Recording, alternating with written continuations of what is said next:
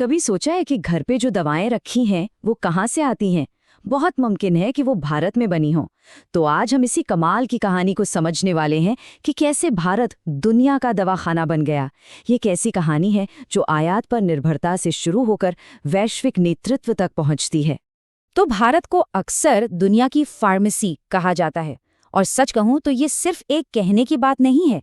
सस्ती और high quality वाली जेनेरिक दवाएं बनाकर भारत ने दुनिया भर में लाखों लोगों के लिए हेल्थ केयर को आसान और पहुंच में बनाया है। अगर हम साइज की बात करें, मतलब वॉल्यूम के हिसाब से, तो भारत का फार्मा उद्योग दुनिया में तीसरे नंबर पर आता है। और यही बड़ा पैमाना इसे ग्लोबल सप्लाई चेन का एक बहुत ही जरूरी हिस्सा बनाता है। अब ये आंकड़ा सुनिए, ये सच में चौंकाने वाला है। दुनिया में लगने वाले हर 2 टीकों में से सोचिए, 1 टीका भारत में बनता है। ये दिखाता है कि ग्लोबल टीकाकरण प्रोग्राम्स में भारत का कितना बड़ा और बेमिसाल योगदान है, जिससे लाखों जानें बचती हैं। और बात सिर्फ टीकों तक ही सीमित नहीं है। एड्स के खिलाफ जो ग्लोबल लड़ाई है ना, उसमें भारत का रोल बहुत बहुत बड़ा है। दुनिया की 80% से ज्यादा एंटी रिट्रोवायरल दवाएं भारत से आती हैं, जिनकी वजह से ये जीवन रक्षक इलाज दुनिया के सबसे गरीब लोगों तक भी पहुंच पाता है।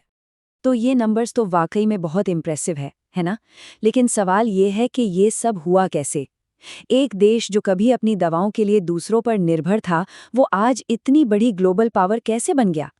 ये समझने के लिए हमें थोड़ा सा पीछे जाना होगा। तो चलिए कहानी के पहले अध्याय से शुरू करते हैं, आयात पर निर्भर अतीत। आज की तस्वीर से बिल्कुल अलग, आज़ादी के बाद भारत अपनी दवा की ज़रूरतों के लिए लगभग पूरी तरह से बाहरी दुनिया पर निर्भर था।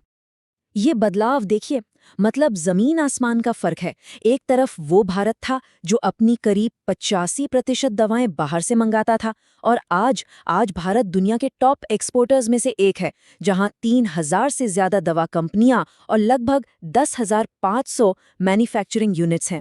तो सवाल वही है, ये अविश्वसनीय बदलाव आया कैसे?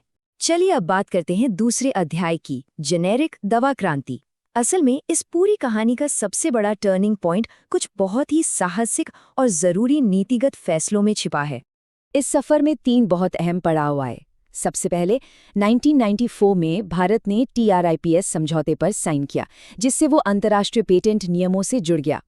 फिर आया साल 2005, जब एक नया पेटेंट कानून लाया गया। इसमें ना इनोवेशन और पब्लिक हेल्थ दोनों के बीच एक बहुत अच्छा बैलेंस बनाने की कोशिश की गई। और फिर 2012 में एक बहुत बड़ा कदम उठाया गया, जब सरकार ने पहली बार एक कैंसर की दवा के लिए अनिवार्य लाइसेंस जारी किया। इससे ये साफ हो गया कि लोगों की सेहत मुनाफे से कहीं ज्यादा जरूरी है। अब ये अनिवार्य लाइसेंस क्या भला है? आसान भाषा में समझिए, ये सरकार के हाथ में एक तरह की मास्टर की है। अगर देश में किसी बड़ी स्वास्थ्य समस्या के चलते किसी बहुत जरूरी और महंगी दवा की जरूरत पड़ती है, तो सरकार इस लाइसेंस का इस्तेमाल करके किसी भी कंपनी को उस दवा का सस्ता जेनेरिक वर्जन बनाने की इजाजत दे सकती है, भले ही दवा पेटेंटेड क्यों न हो। ये एक बहुत ही क्रांतिकारी कदम था, जिसने दवाओं को आम आदमी की पहुंच में लाने में बहुत मदद की। ठीक है, तो उन शुरुआती फैसलों ने आज की इस मजबूत इंडस्ट्री की नींव रखी। अब देखते हैं कि आज के दौर में भारत दुनिया भर में स्वास्थ्य को कैसे शक्ति दे रहा है। भारतीय फार्मा इंडस्ट्री की सबसे बड़ी ताकत इसकी डाइवर्सिटी है। मतलब इसमें कई अलग अलग तरह की चीजें बनती हैं। ये सिर्फ जेनेरिक दवाएं ही नहीं हैं।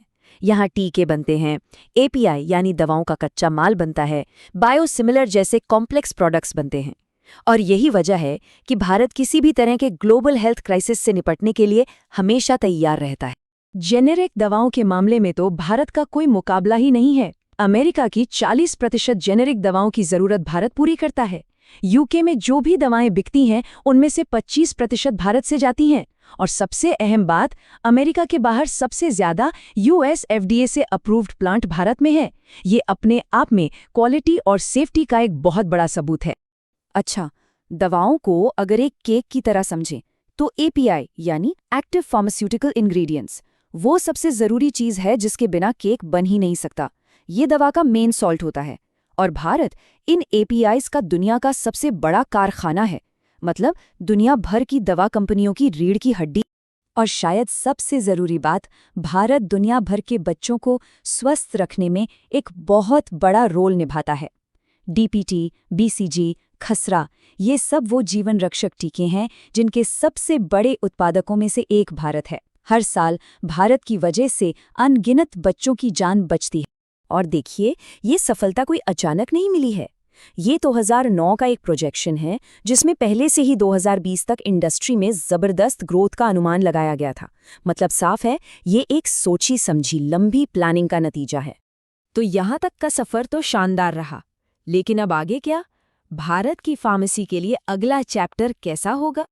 अब जो नया फोकस है वो दो चीजों पर है।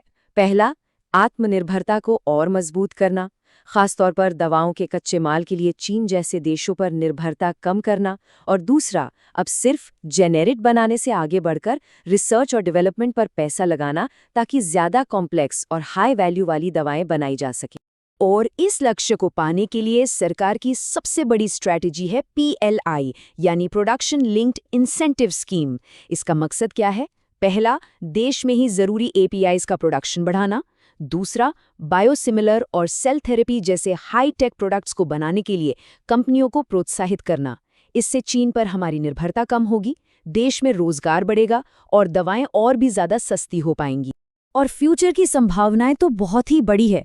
एक रिपोर्ट के मुताबिक 2030 तक भारतीय फार्मा इंडस्ट्री की मार्केट वैल्यू 11,300 करोड़ रुपए तक पहुंच सकती है। ये सिर्फ एक आर्थिक आंकड़ा नहीं है, ये दिखाता है कि ग्लोबल हेल्थ में भारत का रोल कितना ज्यादा बढ़ने वाला है। तो भारत की ये कहानी एक ऐसे देश की है जो कभी दवाओं के लिए दूसरों पर निर्भर था और आज दुनिया का दवाखाना बन चुका है। लेकिन इस ताकत के साथ एक बड़ी जिम्मेदारी भी आती है। तो भविष्य का सबसे बड़ा सवाल यही है, क्या भारत सिर्फ दवाओं का एक बड़ा निर्माता ही बना रहेगा, या फिर वो ग्लोबल हेल्थ के भविष्य को एक नई दिशा देगा, नई बीमारियों के इलाज खोजेगा और ये पक्का करेगा कि अच्छी सेहत सच में हर किसी का अधिकार बने।